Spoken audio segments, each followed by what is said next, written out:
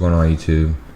Today I'm going to show you what I'm doing on my Slayer in order to progress the game. My Slayer is currently level 46 and he is 25% in. Eventually he will be pushed to 47. In game on Slayer requires some sort of lifesteal in order to grind at the most efficient spots, such as pirate ship. Outside of that lifesteal for PvX, outside of that lifesteal for leveling, it's also useful when you're going into PvX dimensional portals, such as wraiths, where there's PvP as well as a ton of mobs. This lifesteal is not amazing for PvP unless it's open world PvP, and in this current patch it's not balanced to a point where PvP should be priority, unless you're gonna sit there in no life arenas and push top 5. It's not really worth it. It's better to be on a PvX build for in-game. So because of this, I'm gonna hop in game. I'm gonna show you guys a couple different builds in my current Mana Awakening that I'm using on my Slayer to push in-game.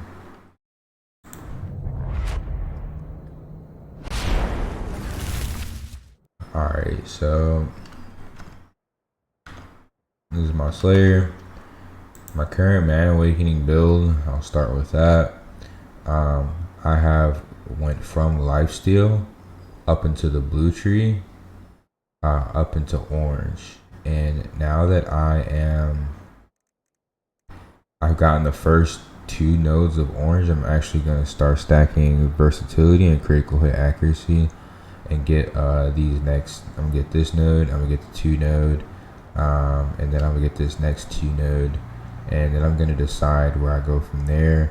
I might be close to level 40 at that point, so I may be running low on mana points, but we're gonna see. I haven't truly calculated it. So outside of the mana nodes, I'm rocking Preparation, Amplify, Precise, and Scholar. This is really the only viable key imprints for Slayer, in my opinion. Preparation is just by far the best Transcendent imprint because that 90% damage reduction allows you to, like I said, get through boss mechanics. It will save you from classes with a wound, such as Gunner. If you ever fight a Gunner open world, they will completely destroy the lifesteal of this build. So you need to have Preparation in order to efficiently run this build and stop your counters.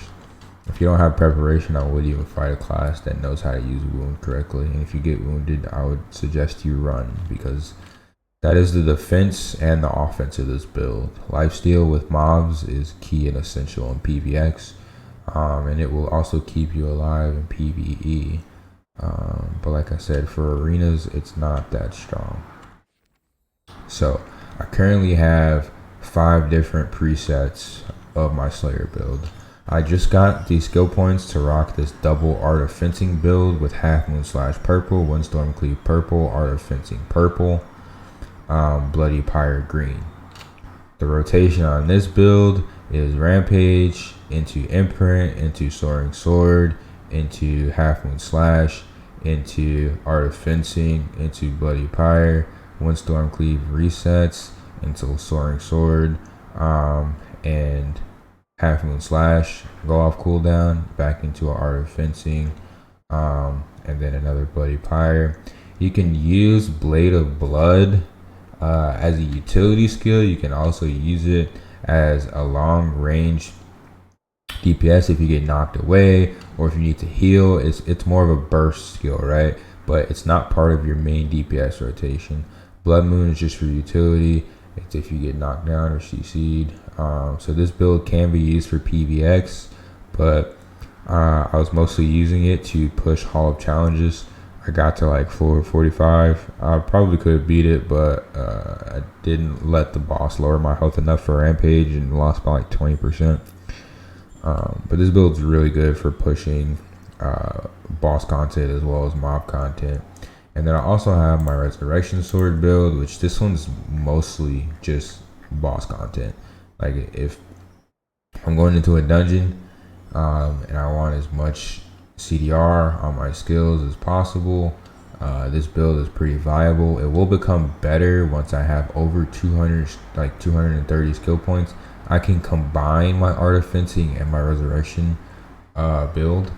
So it's a Windstorm Cleave with Art of Fencing, Blood Drain 1, Storm Sword, and Resurrection Sword. Resurrection Sword green reduces the cooldowns of my skills. So the rotation of this build is actually Imprint Release into Art of Fencing into Storm Sword, or you can Imprint Release Storm Sword into Art of Fencing into Resurrection Sword.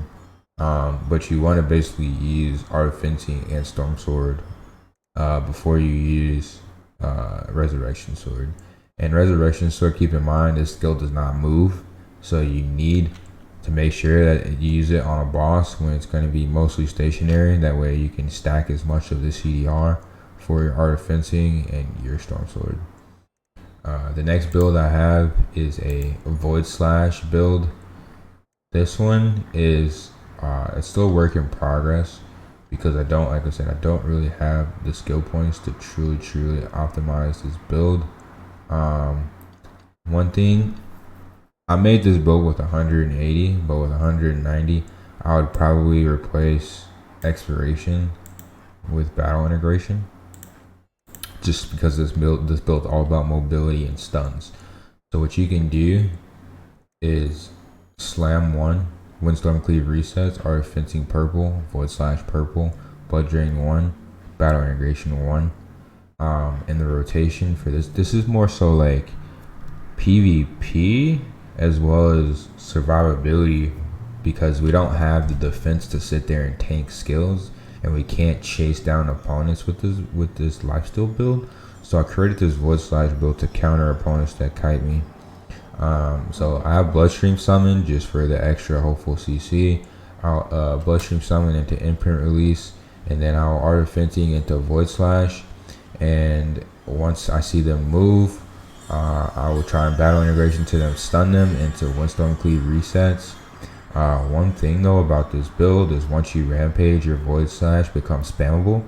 So the second you get Rampage level, you will literally just Void Slash until you can catch the enemy, hopefully from behind, into Windstorm Cleave resets, or you can Void Slash to them, Void Slash through them, back into a Battle Integration, stagger, stun them into Windstorm Cleave resets. And the goal of this build is to stay mobile. If you get hit, just back into Void Slash, reset the fight, get back on your opponent. Blood Drain when your Vigor stacks are high, that way you can heal and stay alive. My Imprint build, this is more of a PvE open world build for dimensional boards like Sandstorm. So what I'm using here is Windstorm Cleave purple.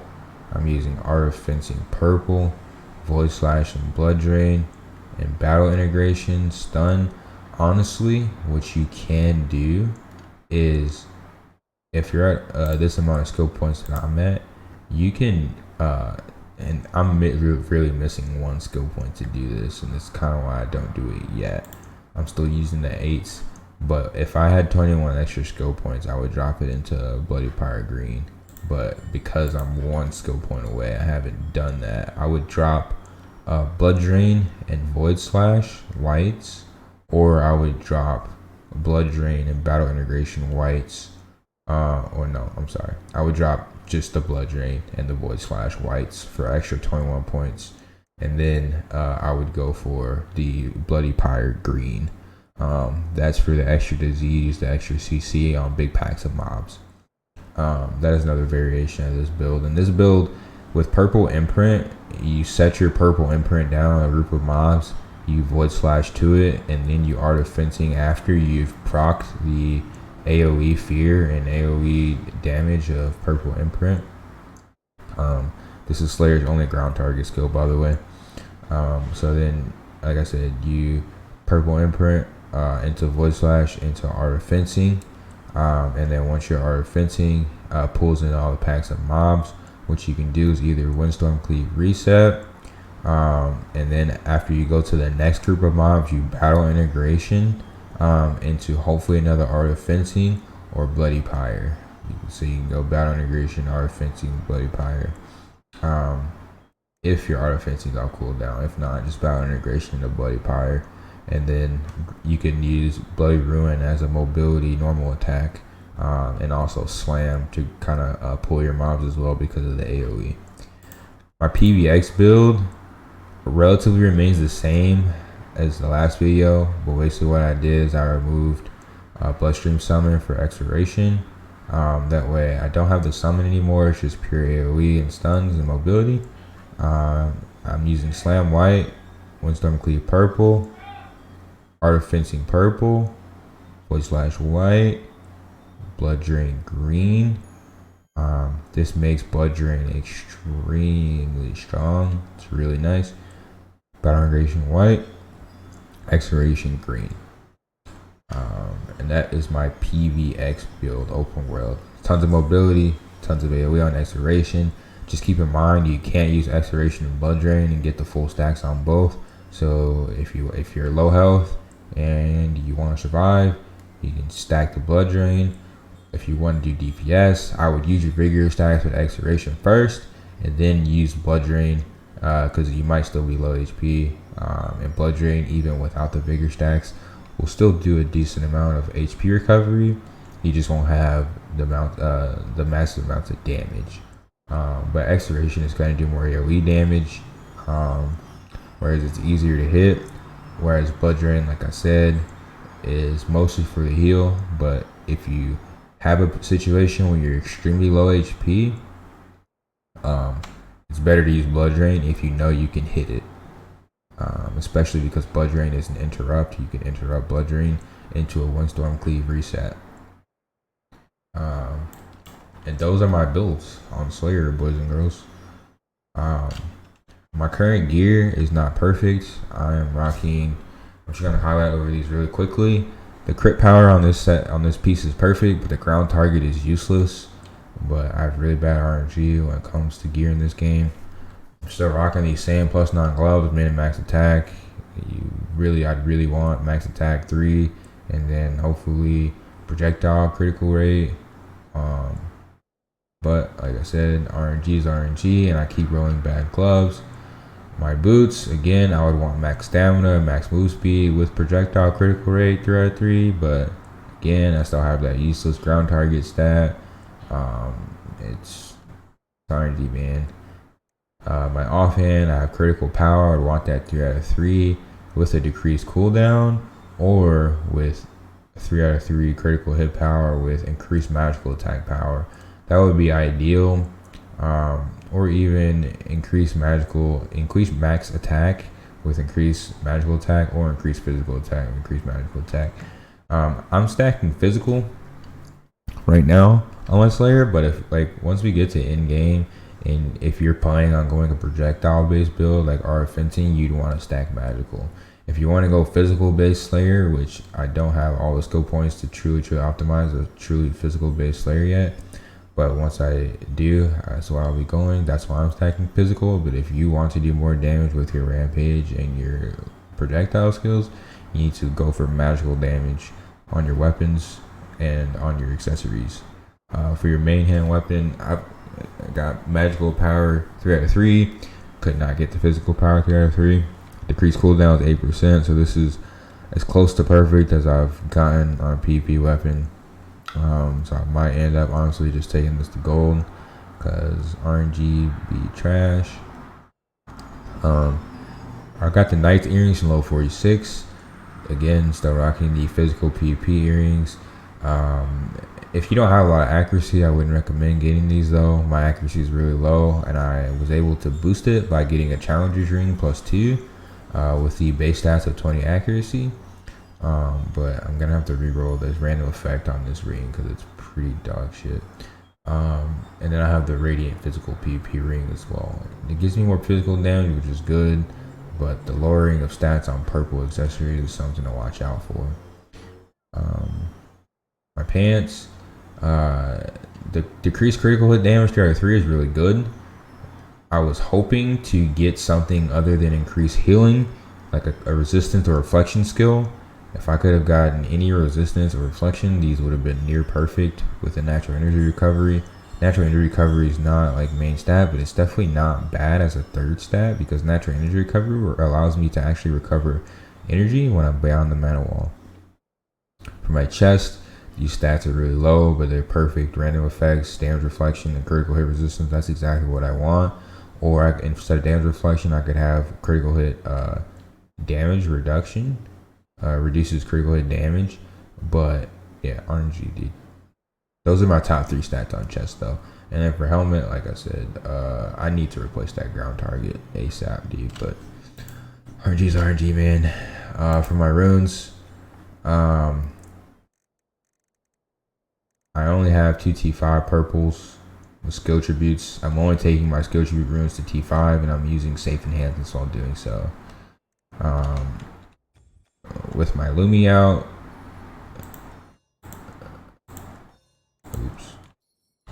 these are my current rune pages. Go ahead, I'm not gonna go over them in depth, just highlight over them. You could potentially go dodge instead of damage, but I need the extra damage on my build. So that's why I'm racking 12, 3, my green, my blue, and eventually I will go 21 to red if I ever get some more rune slots, or T5 Lumi to convert some. I'm on a T4 right now, so I'm missing some points. And then obviously 21 perp. For PvP, it's better to go strength enhancement 6 versus winning move. Winning move is more of a PvE thing for extra damage, but it makes you squishier, so something to watch out for. Alright guys, it's been a pretty long video. Thanks for watching. If you have any questions, please drop them in the comment section below. Peace and love, you guys.